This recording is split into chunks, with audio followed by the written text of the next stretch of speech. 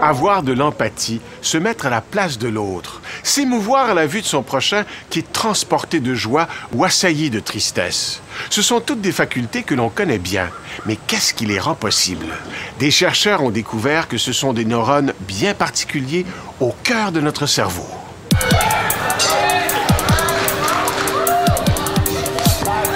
Un événement sportif.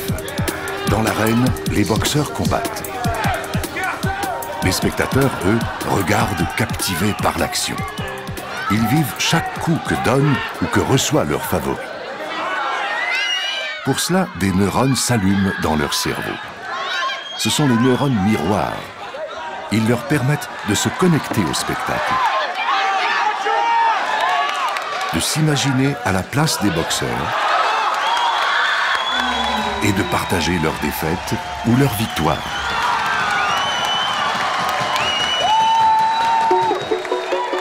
Ces neurones bien spéciaux ont été découverts par hasard en Italie.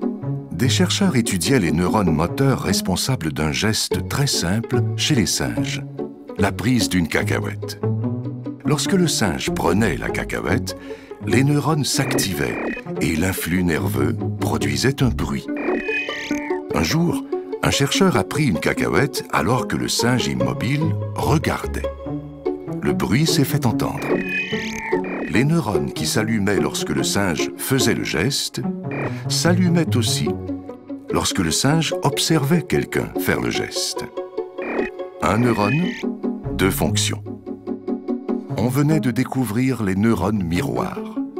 Une importante découverte en neurosciences. Ce qui est vrai pour le singe l'est aussi pour l'humain. Quand nous observons quelqu'un faire un geste, notre cerveau devient un véritable simulateur. Les systèmes neuronaux responsables du geste s'activent, même si nous demeurons totalement immobiles. Ce phénomène faciliterait l'apprentissage. L'imitation pourrait aussi être sous-tendue par ces mécanismes-là, parce que lorsqu'on veut imiter le mouvement de quelqu'un d'autre, bien évidemment, si nos propres réseaux sont activés, sont impliqués dans le mouvement qu'on veut imiter, mais à ce moment-là, de passer de l'observation à l'action du mouvement se fait très simplement.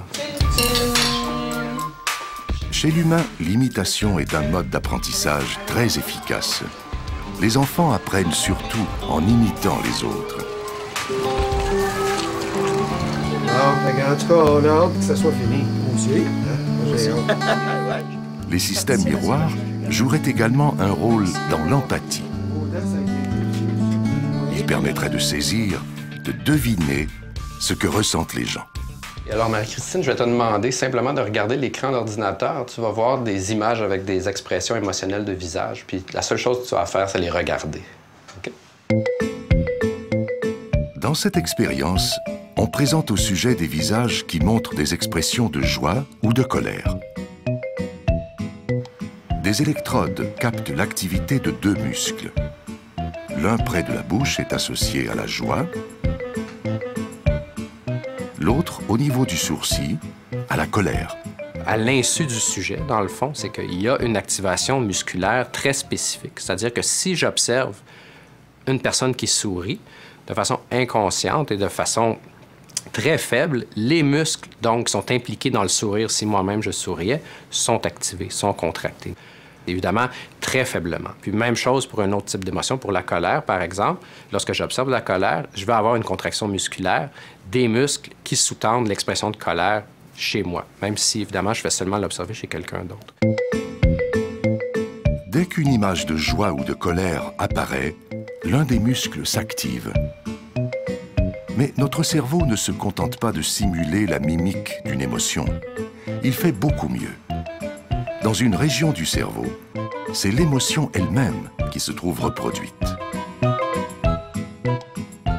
Si on regarde maintenant avec des techniques qui englobent une plus grande partie du cerveau, ce qu'on voit justement, c'est que les régions limbiques, donc les régions émotionnelles du cerveau, sont elles aussi activées très fortement à la seule observation passive d'une émotion chez quelqu'un d'autre.